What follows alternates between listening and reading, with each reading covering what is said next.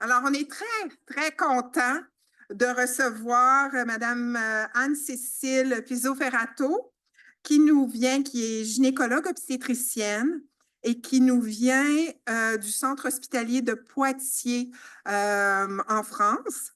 Alors, je l'ai rencontrée l'année dernière alors qu'elle faisait une présentation dans une autre conférence.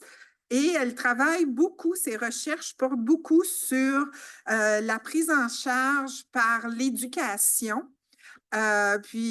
C'était vraiment très stimulant et intéressant. Alors, je voulais partager avec vous.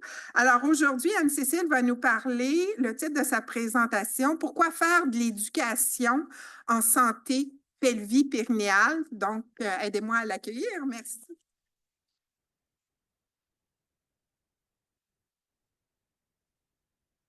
Bonjour, vous m'entendez bien? C'est bon? Donc moi aussi, je suis ravie d'être là aujourd'hui, d'avoir fait le trajet. Encore un petit quelques heures de décalage horaire, mais ça va le faire. Donc moi, effectivement, je suis gynécologue obstétricienne. J'ai commencé ma pratique en adorant l'obstétrique, les accouchements, puis petit à petit, j'ai voulu faire de la chirurgie et un peu plus tard, voilà, de la pelvipérinéologie. Et c'est vrai, quand j'ai commencé mon travail en pelvipérinéologie, la chirurgie pour les bandelettes subi-rétrales ou les promontofixations, je prenais moyen garde finalement au comportement des femmes. Puis au fur et à mesure de ma pratique, je me suis rendu compte qu'en fait, on pouvait avoir des récidives des symptômes à cause de mauvais comportements. Et c'est là où je me suis dit, comment parler, comment corriger tous ces mauvais comportements? C'est peut-être en faisant de l'éducation. Et vous allez le voir, je suis convaincue, on peut tous faire de l'éducation, donc les physiothérapeutes, bien sûr, mais aussi les gynécologues, les médecins traitants, etc. C'est de dire, on est tous concernés, on peut tous donner des bons conseils finalement, parce que vous allez le voir, il y a tellement d'idées reçues dans la population générale. Il faut qu'on soit tous là à combattre ces idées reçues. Donc j'ai oublié les sages-femmes, hein, bien évidemment, j'ai oublié les APA, hein. Quand on fait de l'activité physique adaptée, aussi on est impliqué dans la remise en forme des femmes qui ont éventuellement des troubles pelvipérinéaux. Donc voilà, il faut tous être sensibilisés à cette thématique. Et donc, bon, pour introduction, vous le savez, comment je fais comme ça.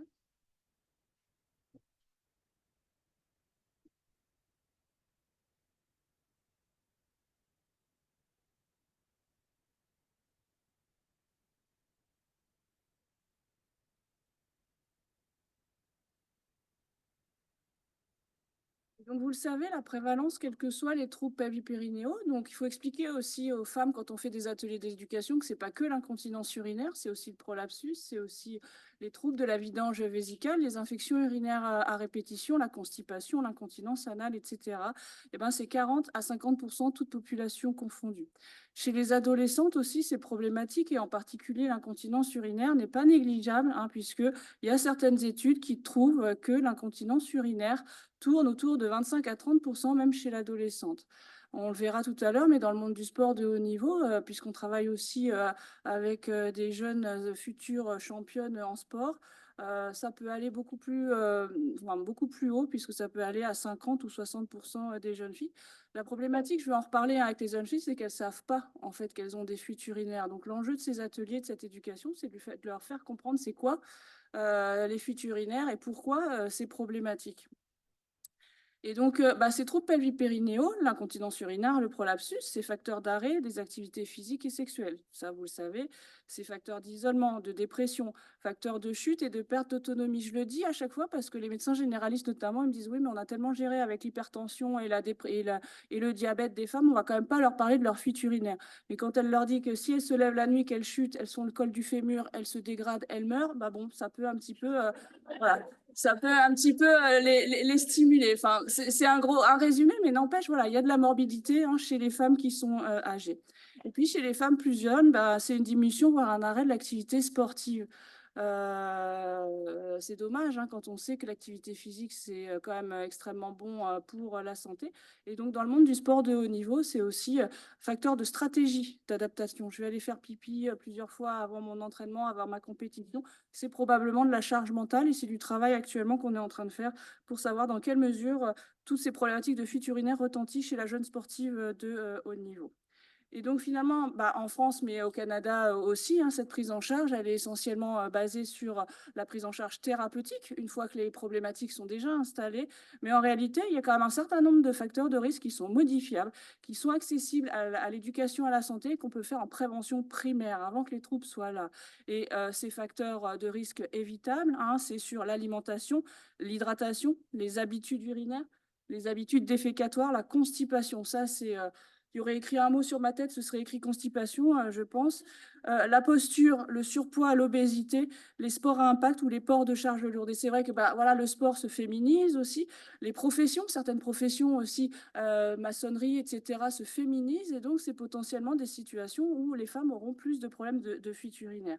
Et à côté de ça, on aura les facteurs inévitables. On ne va pas s'empêcher d'être enceinte, ça s'empêcher d'accoucher, de vieillir ou d'être ménopausée. Et donc, c'est sur tous ces facteurs de risque modifiables qu'il est vraiment très important d'essayer de travailler.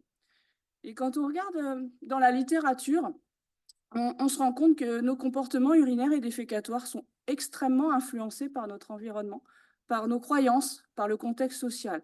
Et dans la littérature, c'est une étude qui date un petit peu, hein, de 2012, qui avait montré que 65% de nos mictions sont réalisées selon des considérations sociales et comportementales, et pas parce que la vessie est animalement pleine, hein, vraiment. Je vais faire pipi avant d'aller faire mon sport, je vais faire pipi avant d'aller faire les magasins parce que j'ai trop peur d'avoir des problématiques au moment où j'y serai. Et finalement, à force de se comporter comme ça, on va développer potentiellement ou favoriser des troubles pelvi-périnéaux. Et alors, je vous l'ai dit, hein, nous, on travaille chez les adolescentes aussi, chez les jeunes, et on a fait une enquête justement pour savoir un peu leur comportement. Et on a vu que 90% des adolescentes pensaient qu'il ne fallait pas s'asseoir sur les toilettes publiques, qu'elles allaient attraper des infections urinaires, des infections vaginales. C'est quand même dingue, donc il faut faire tout le travail et c'est le truc le plus difficile, je trouve, dans tout le travail qu'on a à faire, c'est de les convaincre de s'asseoir sur les toilettes publiques. C'est pas sale en fait, il faut les convaincre de ça. Et parmi les adultes, je vous ai remis un résultat aussi qu'on avait retrouvé. Voilà, 50% des adultes, donc la moitié des femmes qu'on a interrogées, pensaient qu'il valait mieux effectuer des missions de précaution. Donc c'est quand même pas rien et c'est des idées contre lesquelles il va falloir qu'on travaille. Et donc voilà, j'adore cette diapo parce que les idées reçues, il y en a plein. Et ça, c'est quelques-unes, hein, de ces idées reçues. Mais les fuites urinaires, c'est normal quand on vieillit, c'est normal quand on vient d'accoucher. Non, en fait. Et puis chez les ados, du coup, c'est normal quand je fais du sport d'avoir des fuites. Il va falloir leur dire que non, c'est pas normal. La seule solution pour les fuites, ce sont les protections. Et ça, c'est une affiche que j'ai prise la semaine dernière en photo dans le métro. Vous voyez, All-Wells, on est très bien avec son Téna ou son All-Wells dans sa culotte, c'est très beau, on peut faire ce qu'on veut.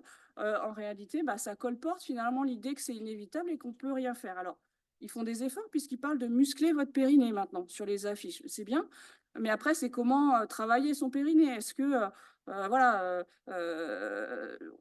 une femme qui va essayer de muscler son périnée sans savoir comment on fait la contraction périnéale, finalement, est-ce que ça va être très productif? Probablement pas. Et puis alors chez les jeunes en particulier, c'est vrai que tout le monde pense que les troubles pelvipérinéaux, en particulier l'incontinence urinaire, sont liés à un relâchement du périnée ou pas. Hein. Chez les jeunes, c'est plutôt le défaut de relâchement des muscles du plancher pelvien, l'hypertonie périnéale. En postpartum immédiat, je vois beaucoup de LOSA, moi, de patients avec des lésions obstétricales du sphincter de l'anus. En fait, elles ne sont pas détendues du périnée. Elles ont eu mal, elles ont encore mal. Comment faire de la rééducation et du renforcement musculaire si on a un périnée qui n'est pas fonctionnel et qui est déjà complètement en crampe, quoi. C'est ce que je leur explique. Et de leur dire, plutôt que de faire du renforcement musculaire postpartum, il faudrait faire probablement de la détente musculaire postpartum. Peut-être que ce serait plus efficace et revoir un peu plus tard, éventuellement, est-ce qu'on refait du renforcement une fois que voilà, les muscles du plancher pelvien auront récupéré un peu leur fonctionnalité, quoi, hein, parce que elles sont toutes en hypertonie en postpartum, quoi, en particulier quand il y a eu des forceps, quand il y a eu des déchirures un petit peu sévères, quoi. Donc voilà. Et puis donc je vous l'ai dit tout à l'heure, hein, constipation, c'est l'ennemi public numéro 1 en pelvi-périnéaux. Et c'est vrai que ça, je l'ai mis en rouge parce qu'en fait, parmi les collègues, médecins, par exemple, gynécologues, c'est quelque chose qui est peu abordé. Et donc, il faut leur dire que c'est important de dépister la constipation. Mais c'est pareil, la constipation, c'est pas je vais à la selle tous les jours. Non, c'est comment vous évacuez les selles. Est-ce que vos selles sont dures? Et ça aussi, il y a une idée reçue qu'il ne faut pas être constipé, il faut aller à la selle tous les jours. Ben, en réalité, ce n'est pas forcément que ça. Une femme qui va une fois tous les 2 jours, qui évacue sans difficulté, aucun problème, quoi, hein. Et ça, c'est notre quotidien à tous. Et puis alors moi, j'adore le PCR, hein, c'est mon joujou préféré. Le PCR, c'est pour les vieilles ou pas, justement. Peut-être que l'enjeu pour nous, c'est justement d'essayer de proposer, d'éduquer, d'informer les plus jeunes femmes pour voilà, leur faire porter le PCR et différer au plus loin la chirurgie. En tout cas, pour moi, c'est un enjeu. Et on me le dit encore trop souvent, on me l'a dit encore la semaine dernière. Ouais, mais moi, on m'a mis au placard parce qu'on m'a mis un PCR, je suis une vieille. Bah non, en fait, peut-être pas, justement. Et toute l'éducation et justement de la patiente, ça va être de la convaincre que justement, ça va être un bénéfice pour elle de tenter le PCR et d'utiliser le PCR avant de voir à quel moment, éventuellement, on fera une chirurgie. Et donc, voilà, pourquoi faire de l'éducation en santé périnéale? Parce que le niveau de connaissance des femmes est faible concernant les troubles pelvipérinéaux, concernant le fonctionnement des muscles du plancher pelvien, la biomécanique périnéale, concernant les facteurs de risque et surtout les comportements à risque de survenue des troubles du postpartum. C'est une revue qui a été faite notamment par une kiné française qui disait qu'en postpartum, effectivement, il y avait très peu de femmes qui savaient que la rééducation périnéale était efficace. C'est quand même dingue, quoi, de se dire que en fait, les femmes, elles n'y connaissent rien sur leur plancher pelvien, leur fonctionnement urinaire ou leur fonctionnement défécatoire. Et dans le même temps, dans ces études, justement, les personnes, enfin les femmes avaient répondu que bah, elles auraient bien aimé avoir plus tôt ou elles auraient bien aimé avoir maintenant de l'information sur leur fonctionnement en pensant que effectivement, si on leur dit que ça va améliorer leurs symptômes ou limiter la survenue des symptômes, bah, en fait, elles comprennent bien que ça peut être utile. On se lave les dents 2 fois par jour ou 3, voilà, c'est pas un problème pour nous. On nous a éduqués à ça pour éviter quoi? Les problèmes bucco-dentaires, pour éviter les caries.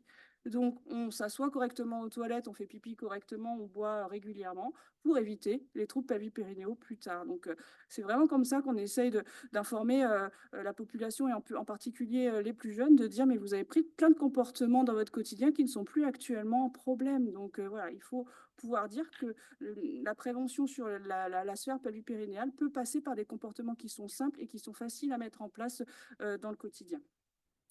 Et donc, j'encadre actuellement une thèse de sciences, enfin une thèse de doctorat d'une sage-femme qui s'appelle Julia de Paris, qui a présenté justement à l'ICS il y a très peu de temps. Et on a fait une enquête sur les réseaux sociaux, justement, presque 1500 femmes, et on leur a proposé 40 sujets de santé sexuelle. Et ben, quand on regarde hein, sur quoi cherchez-vous de l'information, le top 1, enfin le 1, c'est le cancer du col. Ensuite, il y a les histoires de désir, libido, vieillissement et sexualité. Et les problèmes spécifiques pelvipérinéaux, comme les douleurs pendant les rapports, les douleurs pelviennes et périnéales et les fuites urinaires, sont quand même dans le top 10 des recherches et des informations sur lesquelles les femmes voudraient en connaître plus. Donc, c'est une préoccupation des femmes. Donc, il faut aller leur faire de l'éducation et de l'information sur leur santé pelvipérinéale.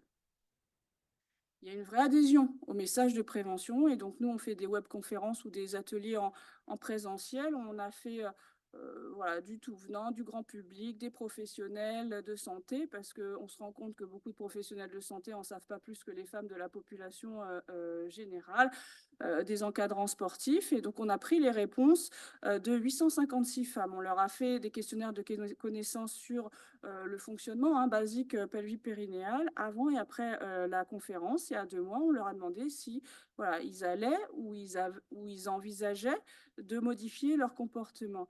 Eh bien, les résultats, c'était que heureusement, on a amélioré significativement leurs connaissances, mais surtout que voilà, à 2 mois, il y avait 80% qui avaient déclaré avoir changé ou prévu de changer leur comportement urinaire à 2 mois avec une conférence. Ça veut dire qu'en plus, si on répète ces messages, ces conférences, eh ben, peut-être que ça s'ancrera encore plus et ça fera qu'on arrêtera d'être en lévitation au-dessus de la cuvette des toilettes publiques, par exemple. Au niveau des comportements défécatoires, on aurait pu se dire que c'était plus compliqué. Bon, bah, 71% avaient prévu de changer ou avaient changé leur comportement défécatoire. C'est du déclaratif, certes, mais quand même, ça veut dire que voilà, le truc, il est dans la tête et que petit à petit, ça fera changer les choses. Parce qu'en fait, ce qui nous a intéressé le plus dans le truc, c'est que 85,2% des femmes avaient discuté de ce problème avec leur entourage, leur mère, leur tante, leur grand-mère, leur sœur, etc. Donc plus on en fait, plus ça diffuse et plus c'est discuté, plus l'information est rendue simple, moins c'est tabou parce que c'est encore une problématique extrêmement taboue aujourd'hui. Et donc, chez les plus jeunes, je voulais vous montrer aussi le résultat de notre travail. Alors là, c'était 105 adolescentes. Ce n'est pas une population très importante, hein, je suis d'accord, mais voilà, c'est le début hein, de notre travail. Et on avait comparé 70 jeunes filles qui étaient sportives versus 35 jeunes filles qui n'étaient pas sportives entre 12 et 18 ans. On a fait exactement la même chose, c'est-à-dire qu'on a posé des questionnaires de connaissances avant, après, avec des questions de comportement dans ces questionnaires-là autour de la conférence. Et à 2 mois, est-ce que vous envisagez ou est-ce que vous avez changé vos comportements urinaires, etc. On leur avait également demandé si elles avaient des fuites urinaires. Et dans cette population globale, sportive et non sportive, il y en a 28% qui déclaraient avoir des fuites urinaires, 2% qui déclaraient je ne sais pas. Donc nous, on a envie de s'intéresser à quelle représentation et quel vécu ont ces jeunes filles de ces fuites urinaires, parce que ce n'est pas évident pour elles qu'elles se rencontrent que c'est un problème, parce que de toute façon, c'est sale et on n'ose pas en parler. Et donc, je voulais vous montrer les résultats sur les questions comportementales. Donc, on a posé quelques questions comme ça. Il faut éviter de s'asseoir sur les WC publics ou scolaires. On a dit 90% pensaient que oui avant, 15% après. Très bien. Donc, peut-être qu'il y a une partie du message qui est passé.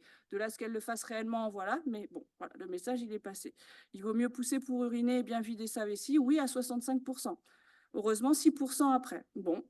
Voilà, donc encore un message. Il faut effectuer des missions de précaution, oui, 87% avant, 15% après. Donc, hop, encore un petit message. Et la constipation peut occasionner des fuites urinaires. Il n'y en a que 22% qui pensaient que oui. Donc voilà, cette histoire de constipation ennemi public numéro 1 en périnéologie, il faut le raconter aussi dès le plus jeune âge parce que voilà, elles le savent encore moins que les autres. Et donc, à 2 mois, qu'est-ce qu'elles ont déclaré, ces jeunes filles? Eh ben, c'est qu'elles avaient modifié à 92% leurs habitudes urinaires et à 52% leurs habitudes défécatoires. Et en particulier, nous, ce qui nous avait intéressé, c'est comment tu fais pipi sur les toilettes. Donc, oui, elles faisaient plus régulièrement des mictions assises en position assise dans les toilettes publiques à 75%. Elles avaient modifié leur comportement d'hydratation à 77%. Et voilà, pour certaines, notamment celles qui avaient des fuites hein, dans le sport, par exemple, elles essayaient d'introduire leur contraction périnéale. On a créé des vidéos spécifiques pour bien expliquer ça à ces jeunes filles. Et voilà, elles déclaraient en tout cas avoir essayé d'intégrer cette contraction périnéale au quotidien et dans le sport. La satisfaction aussi, on l'a évaluée de manière simple, 9,2 sur 10. Et alors, ce qui était intéressant, c'était que les sportives étaient plus satisfaites que les non-sportives, peut-être parce que justement, il y a un peu plus de fuites dans cette population-là. Et une question qui nous intéressait également, c'est quel est le support que vous avez préféré justement parmi tous les supports qu'on vous a proposés pour faire cette éducation, qui vous ont permis le mieux de comprendre, c'était vraiment les images en 3D et l'animation. Donc, quand on veut faire de l'éducation aux jeunes, voilà, il faut faire des petits trucs qui bougent, voilà, qui sont rigolos, pour les intéresser à cette problématique. Et alors, parmi les 70 sportives, là, jeunes, hein, il n'y en avait aucune qui en avait parlé à son entraîneur. Donc voilà. Caractère tabou, plus. Donc, on a parlé de la prévention primaire, on va parler de la prévention secondaire. Pourquoi faire de l'éducation en prévention secondaire? Parce que l'éducation, c'est une thérapie cognitivo-comportementale en réalité. Comprendre son fonctionnement, comprendre ses symptômes, comprendre comment la vessie fonctionne, comprendre la biomécanique de ses muscles du plancher pelvien, en fait, on a plus d'adhésion, on le fait mieux, on le fait plus facilement, on s'adapte mieux et on se dit tiens, j'ai eu ça aujourd'hui, c'est peut-être parce que je me suis comportée comme ça. C'est tout bête, mais n'empêche, il faut vraiment passer du temps et c'est du gain de temps et on va en parler tout à l'heure sur la suite de la prise en charge que de prendre le temps d'expliquer ces choses-là aux patientes pour qu'elles sachent à quel moment elles doivent introduire par exemple leur contraction périnéale. Ça favorise probablement la pérennité de l'amélioration des symptômes. On est obèse, on est gros, en surpoids, on veut maigrir, on fait du sport, c'est bien, mais si on n'a pas modifié son comportement, finalement, ça ne va pas changer forcément complètement les choses. renforcement musculaire des muscles du plancher pelvien, c'est bien, mais si on n'a pas fait les modifications comportementales, si on continue à pousser tous les jours des selles qui sont dures parce qu'on est constipé, bah, peut-être ce sera contre-productif. Donc, c'est expliquer ces choses-là pour qu'elles modifient de manière globale leur comportement. Et donc, la question que moi, je pose, que je peux vous poser, c'est est-ce que l'éducation, c'est une technique à part entière de rééducation périnéale? Pour moi, oui. Il devrait y avoir une partie spécifique sur cette éducation. Puis en plus, quand on y réfléchit, tous les messages que nous, en tout cas, on diffuse, c'est des messages de base que toutes les femmes, dont toutes les femmes ont besoin. Donc pour moi, l'éducation, c'est la seule technique de rééducation qui est standardisable, en fait. Et standardisable comment? On va le voir tout à l'heure. Et donc pour savoir justement en France quelle était cette place de l'éducation en rééducation, on a un peu sur toute la France proposé des entretiens semi-directifs à des rééducateurs, donc des kinésithérapeutes et des sages-femmes. Et on leur a posé des questions sur la place de l'éducation. Donc, à quel moment ils en faisaient, enfin, s'ils en faisaient, à quel moment ils en faisaient, est-ce que c'était juste au bilan, est-ce que c'était tout au cours de la prise en charge, est-ce qu'ils avaient des sessions dédiées éducation, et voir un peu s'ils faisaient des rappels à la fin de la prise en charge. On leur a demandé également qu'est-ce qu'ils donnaient comme information, quel support ils utilisaient, et voilà, qu'est-ce qu'ils pensaient aussi de l'éducation en prévention primaire. Et donc, tous les professionnels interrogés, un peu spécialisés en pelvipérinéo, quand même, avec une activité certaine de pelvipérinéologie, ils considéraient que l'éducation périnéale était un élément important de la rééducation périnéale, mais moins d'un tiers considère l'éducation comme un élément à part entière de la rééducation. Donc, c'est de dire que ça devrait être une partie. D'ailleurs, la rééducation, de toute façon, elle est multimodale, mais cette partie d'éducation, c'est vrai qu'elle est assez peu étudiée dans la littérature, et de se dire, mais en fait, il faudrait faire un truc, je ferai que ça. Voilà. Et on peut faire plein de renforcements des muscles du plancher pelvien. Si elle n'a pas compris qu'elle doit s'installer confortablement aux toilettes pour uriner et déféquer, bah, voilà, ça pourra être contre-productif. Et on a remarqué dans ce travail que les soignants et les kinés, sages-femmes qui pratiquaient exclusivement la rééducation périnéale donnaient une place plus importante à l'éducation. Donc des séances dédiées que à l'éducation sur une demi-heure, sur 1 heure, sur 1 heure et demie, des ateliers en individuel ou des ateliers d'éducation en groupe. Et donc, c'est parti tout ça finalement, parce que je faisais de l'éducation, moi aussi, un petit peu n'importe comment et pas forcément de manière standardisée. J'ai rencontré une kiné qui s'appelle Véronique Blanchard, qui est aussi donc une kiné française qui est pas très loin de Poitiers. Et on a évalué justement sur une étude pilote l'efficacité de l'éducation périnéale en rééducation périnéale, c'est-à-dire qu'au début de la prise en charge, 4 séances que d'éducation. Séance anatomie, séance physio-urinaire calendrier missionnel, séance défécatoire, séance avec le miroir. On va en parler. Le miroir, c'est un feedback extrêmement puissant pour faire comprendre comment fonctionne le périnée, comment la contraction périnéale se passe, pour éventuellement qu'elle fasse le lien entre ce qu'elle voit et ce qu'elle ressente. Parce que souvent, elles veulent ressentir une contraction comme quelque chose d'hyper puissant, d'hyper fort, alors que c'est quelque chose de beaucoup plus subtil. Donc peut-être que de leur montrer que quand elles donnent la bonne commande, il y a un mouvement qui se passe, probablement que c'est plus intéressant. Et donc, on a évalué ces patientes avant la prise en charge éducative, au bout des 4 séances, 4 ou 5 séances d'éducation, et à la fin de la prise en charge, puisque après les séances d'éducation, il y avait des séances standards, on va dire, de prise en charge musculaire, de renforcement, etc., ou d'introduction de la contraction dans le quotidien. Et donc, ce qu'on voit, c'est que juste après les séances d'éducation, donc encore une fois, sans renforcement musculaire des muscles du plancher pelvien, il y avait 71% des femmes qui déclaraient être mieux ou beaucoup mieux après les séances d'éducation.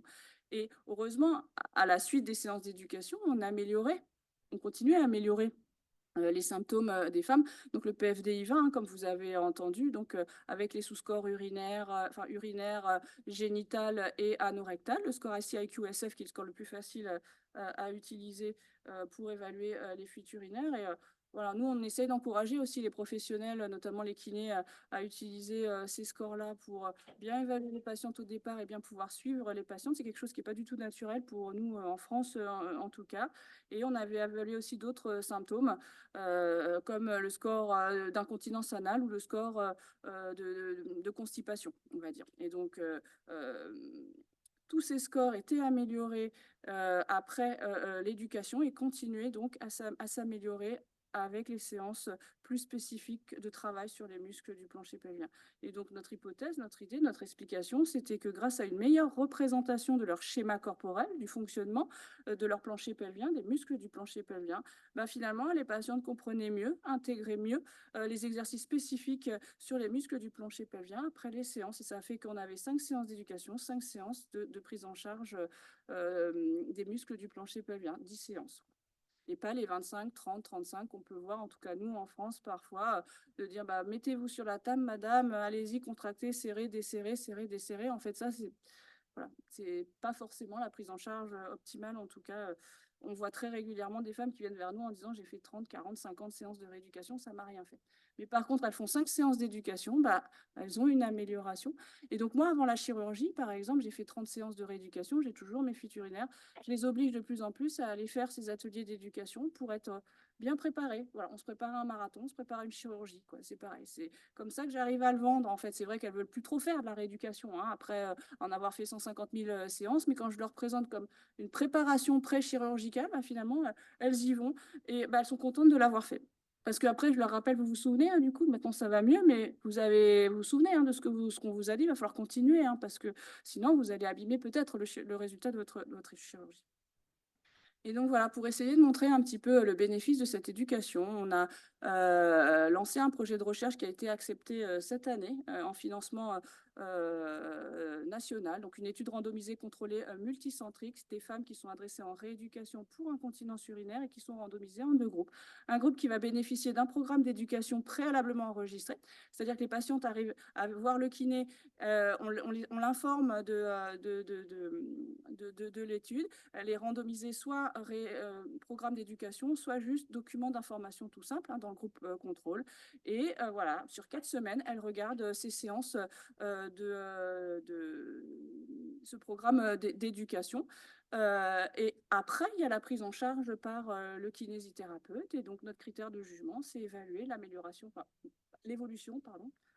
Nous, on sait que ça va s'améliorer, mais voilà, l'évolution du score de symptômes urinaires, la CIQ-SF, avant et après le visionnage du programme, comparativement aux femmes qui aura que le programme, enfin, le document d'information. Nous, on en est sûr, hein, avec ce programme d'éducation préalable à la prise en charge personnalisée, en rééducation, ça va améliorer plus rapidement les symptômes urinaires des femmes. Ça va diminuer le nombre de séances de rééducation nécessaires, donc un gain de temps, une diminution des coûts pour l'assurance maladie, et c'est important en France, mais pas que en France. Diminuer les coûts pour les patientes. Parce que voilà, elles n'auront pas forcément besoin de se déplacer chez le professionnel spécialisé en pelvipérinéologie. Plus d'accessibilité à la prise en charge. Et puis voilà, encore une fois, ce truc, il sera standardisé, il sera proposé. Donc, ça permettra d'harmoniser les pratiques sur au moins une partie de la rééducation pelvie-périnéale. Alors, je vous ai dit tout à l'heure, j'adore l'épaisseur. Donc l'épaisseur, effectivement, donc j'en pose toutes les semaines. Je suis beaucoup de patientes avec des PCR. Et donc bah, nous aussi, on a fait des recos qui ont été publiés avec la HAS, la Haute Autorité Sanitaire en France, en 2021. Et donc, on a bien sûr confirmé que les PCR étaient des traitements efficaces sur les symptômes associés au prolapsus génital, qu'ils améliorent la qualité de vie. Et on a voulu aussi même si ce n'était pas un niveau de preuve effectivement très important, voilà, montrer que l'efficacité sur les symptômes était immédiate et semblait équivalente à celle du traitement chirurgical. Le taux d'acceptation de ces PCR, il est très variable dans la littérature, 20 à 60%. Je vais vous proposer un PCR, bah non, j'en veux pas, c'est quoi ce machin? Bah, en fait, moi, quand j'étais encore en Normandie, un peu plus au nord de la France, j'ai commencé à travailler justement sur les PCR, sur les symptômes associés à l'utilisation du PCR. Et bah, nous, on avait 90% d'acceptation parce qu'en fait, on prenait juste le temps d'expliquer aux patientes qu'est-ce qu'on attendait comme évolution sur leurs symptômes et voilà, de leur dire que ça pouvait être limité dans le temps, hein, encore une fois, une préparation avant la chirurgie. Et quand on regarde dans la littérature, les facteurs qui sont associés au non-choix du PCR, c'est les femmes les plus jeunes et sexuellement actives. Donc moi, c'est celle-là, hein, ma cible, de dire mais non, non, non, vous allez essayer PCR, etc. Je vais vous expliquer pourquoi. Vous allez modifier vos comportements et être préparés au mieux à la chirurgie. C'est les femmes qui ont un stade du prolapsus plus élevé. C'est les femmes qui ont effectivement des avulsions du muscle élévateur de l'anus. Les PCR tombent plus. Hein. Quand on a une béance, voilà, c'est plus difficile à appareiller. C'est les femmes qui ont des symptômes plus importants. Et donc, encore une fois, l'éducation, c'est la meilleure préparation, hein. Il y a quelques études qualitatives, dont celle-là que j'aimais bien, qui montraient que les PCR étaient d'autant mieux acceptés que les modalités de surveillance et les effets secondaires potentiels bien explicités. C'est-à-dire que moi, patiente qui vient en consultation pour un prolapsus, c'est 1 heure à 1 heure et demie de consultation, parce qu'il y a d'abord toute la partie interrogatoire, il y a la partie examen clinique, il y a la partie éducation, il y a la partie je mets en place le PCR, j'enlève, je remets. Donc l'idéal, c'est effectivement de pouvoir partager. Moi, j'ai pas cette chance-là à Poitiers avec un kiné ou une sage-femme pour faire ça à plusieurs. Parce que plus on suit les femmes de manière rapprochée et précocement après l'installation d'un PCR, mieux elles l'accepteront et mieux elles le garderont.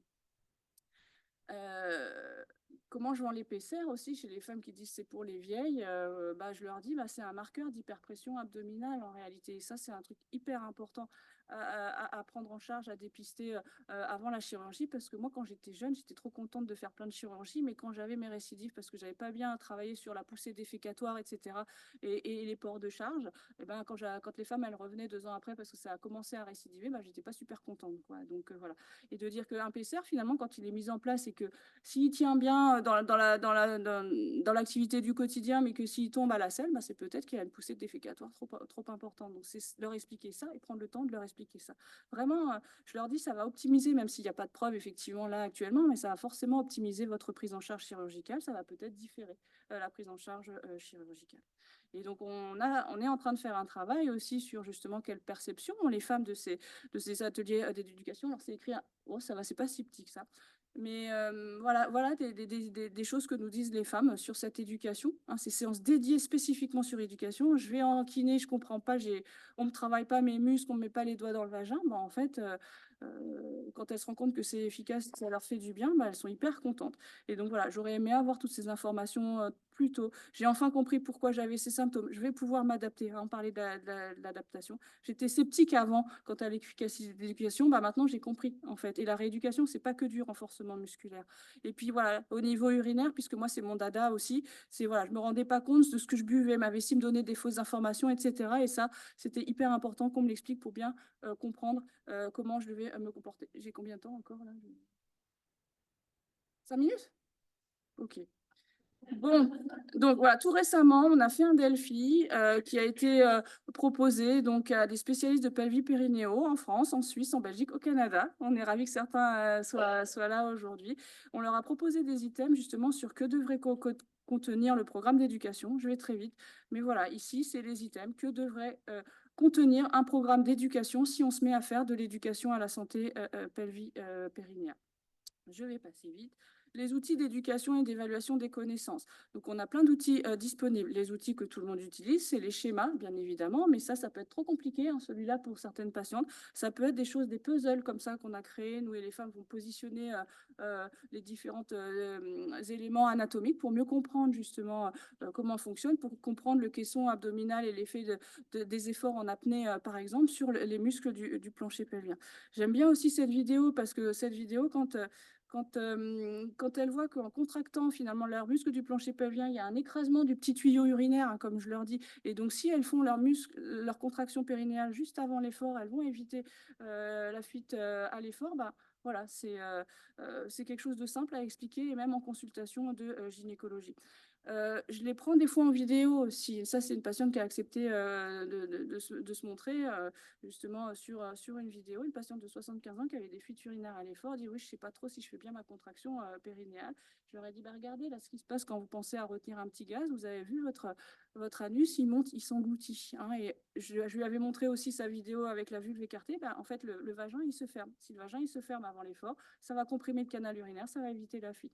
Et ça, il y a juste besoin de leur montrer, puis après d'expliquer, on va travailler la rapidité parce que c'est des fuites à la toux, etc. On va travailler l'endurance parce que c'est des fuites quand vous avez fait plusieurs heures de marche. Donc, il n'y a pas besoin, effectivement, de passer des heures sur une table d'examen. C'est montrer ça et leur expliquer après et travailler les circonstances où elles auront les fuites urinaires. Le calendrier mictionnel, ça, c'est juste un indispensable en rééducation périnéale. Malheureusement, hein, il n'y a que en France, en tout cas, 6% des praticiens qui proposent ces calendriers mictionnels aux femmes, et il est rempli de manière incomplète dans plus de 50% des cas. Mais peut-être parce qu'on ne leur explique pas ce qu'on attend justement du calendrier mictionnel. Et donc voilà, je voulais vous montrer ce que je faisais moi en consultation sur le calendrier mictionnel, mais ça c'est une femme infirmière du CHU de l'hôpital de Poitiers, avec un PCR pour un prolapsus génital, qui disait j'ai des difficultés parfois à vider ma vessie, que j'ai des brûlures mictionnelles, que j'ai des urgences urinaires, que j'ai des envies fréquentes de faire pipi. Et donc je lui dis ok, moi je très bien, c'est bien, mais je veux le calendrier mictionnel, je veux savoir, je veux me rendre compte en fait, je suis comme saint Thomas, si je vois pas, je valide pas. Voilà. Et donc, bah, voilà, on se rend compte qu'en fait, sur le total, sur les 24 heures, elle a uriné 3575 millilitres. Ah, bon, je fais pipi autant? Je ne m'en rendais pas compte. Bah oui, en fait, c'est ça, il faut leur faire remplir. Et puis, total but, 3 litres 450. Oh, je buvais autant? Bah oui, 1 litre de thé le matin. Bah, en fait, c'est très fréquent ce genre de comportement. Et on se remarque qu'elle fait pipi 10 fois par jour, donc bien évidemment, c'est gênant pour elle. Et elle se rend compte que finalement, les brûlures à la miction et les sensations de mauvaise vigilance vésicale qu'elle avait, elle a un prolapsus avec un PCR, c'était au moment où elle avait la vessie le plus remplie. Donc, bah voilà, ça va être de diminuer finalement ses volumes urinés pour améliorer ses comportements. Elle prenait des volumes beaucoup trop importants et très mal répartis au niveau de ses apports hydriques. Qu'est-ce qu'on a fait? On a diminué les apports totaux, on a diminué le thé puisque c'est un irritant pour la vessie pour certaines femmes. On a modifié un petit peu la répartition des apports et voilà, là, elle faisait pipi régulièrement, des volumes régulièrement homogènes. Hein, voilà. Et ben n'empêche, elle était améliorée à 70% de ses symptômes urinaires. Donc moi, je suis pas kiné, je fais pas de rééducation, je fais pas de renforcement musculaire. Voilà, 70% d'amélioration de ses symptômes urinaires. Et il restait encore quelques fuites à l'effort, mais il n'y avait plus de brûlure mictionnelle, plus de difficulté à vider la vessie. Bien évidemment, je lui ai dit l'importance de travailler sur la constipation. On a mis en place aussi des règles hygiéno-diététiques et des laxatifs pour amélioration de sa constipation. Et donc voilà, c'est un petit truc que je donne aux patientes, quels objectifs donner aux patientes, parce qu'en fait, elles disent oui, je bois beaucoup, je bois pas beaucoup, mais elles en savent rien. Donc viser 4 à 6 gorgées par heure, c'est un truc bête, mais voilà, boire régulièrement plutôt que des gros apports d'un seul coup. Hein, votre vessie, elle préfère regarder à quelle heure vous avez fait pipi pour dire bah, je vais programmer ma prochaine mission parce qu'en fait, on fait plein de trucs et des machins et on pense pas à faire pipi et ça fait 6 heures qu'on a fait pipi la dernière fois. En tout cas, moi, c'est ce que je fais parce que sinon, j'oublie de faire pipi. Éviter les petits pipis de précaution, le pipi de la peur, le pipi avant de parler en congrès, par exemple. Voilà, pour un volume uriné entre 1 litre et 2 litres par 24 heures, y compris la nuit. Et c'est en leur expliquant tout ça qu'elles vont comprendre l'intérêt de mesurer les volumes, en fait, parce que ça les embête, en fait, de mesurer ces volumes urinés. Mais quand on leur explique que moi, je veux voir ce que vous pissez pour savoir ce qui rentre, voilà, elles comprennent finalement que c'est très important. Et donc voilà, je leur écris, je leur fais plein de barbouillages. 300, 300, 300 au pôle de repas, 500 millilitres dans la matinée, 500 millilitres dans l'après-midi, répartis régulièrement. Voilà.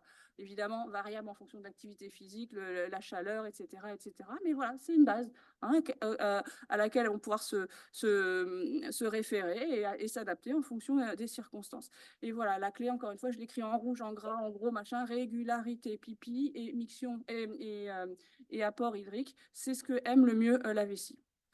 Voilà, et donc bah, on vient tout juste de valider avec Julia de Paris, dont je vous ai déjà parlé, un questionnaire de connaissances. Il y a quelques questionnaires de connaissances qui existent dans la littérature. Nous, on a choisi celui-là, donc c'était un questionnaire néerlandais, parce qu'il contenait des questions sur le comportement.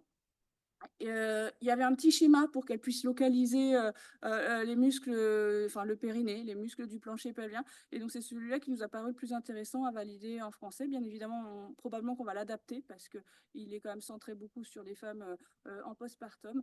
Mais en tout cas, voilà, celui-là, il est validé actuellement depuis très peu de temps en français. Voilà, donc je vais vous montrer très très rapidement nos actions. On est un collectif, même une association qui s'appelle Éducation et prévention en périnéologie. Notre objectif, c'est grand public, formation initiale, sportifs de haut niveau, professionnels de santé. Et le must, ce serait l'éducation nationale, mais on a du mal en France à aller faire des ateliers d'éducation en santé périnéale. Pourtant, on pourrait, puisqu'il y a l'éducation en santé sexuelle. On s'est rendu compte que quels que soient les professionnels, les messages sont communs et tout le monde a besoin de la même information.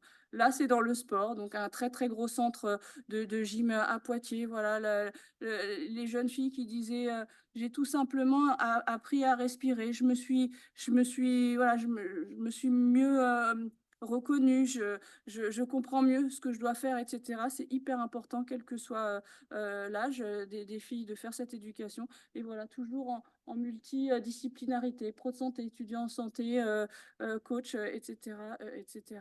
Et donc en prévention secondaire, bah, c'est faire des ateliers donc comme vous finalement, mais des ateliers centrés que sur l'éducation, l'information. Et donc on a un programme qui vient de commencer là du 4 novembre au 19 décembre justement chez des femmes âgées. C'est des ateliers créateurs de santé, c'est-à-dire que voilà, on ne sait pas si elles auront des symptômes ou pas. Il y a tout un programme et donc il y aura une partie sur la santé pelvipérinéale.